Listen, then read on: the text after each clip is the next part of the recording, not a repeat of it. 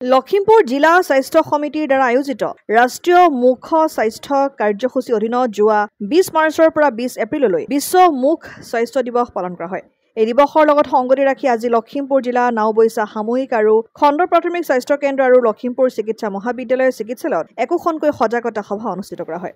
নাওবৈচা সামূহিক আৰু খণ্ড প্ৰাথমিক স্বাস্থ্য কেন্দ্ৰত অনুষ্ঠিত হোৱা অনুষ্ঠানৰ আঁতৰে ডাক্তৰ ৰিয়াই। এই অনুষ্ঠানত মহকুমা স্বাস্থ্য বিষয়া ডাক্তৰ পৰিমল দাস, ডাক্তৰ ৰাজীৱ দত্তৰ লগতে স্বাস্থ্যকৰ্মীসকল উপস্থিত থাকে।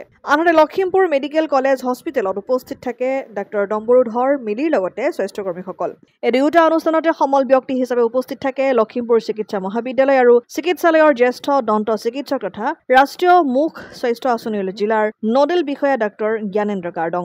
এই অনুষ্ঠানত আমাৰ লখিমপুৰ মেডিকেল কলেজ এণ্ড হস্পিটেলৰ ডাক্তৰ ডম্বৰুধৰ মিলি, এখেত এডিশ্যনেল ছুপাৰিণ্টেণ্ডেণ্ট আৰু নাওবৈচা CHCত তাৰ in charge SDMSO doctor Parimal Das, deputy superintendent doctor Rajib Dutta প্ৰমুখ্যে তাত হেল্থ ৱৰ্কাৰ, GNM, ANM বাইদেউসকল ইয়াত উপস্থিত আছিল।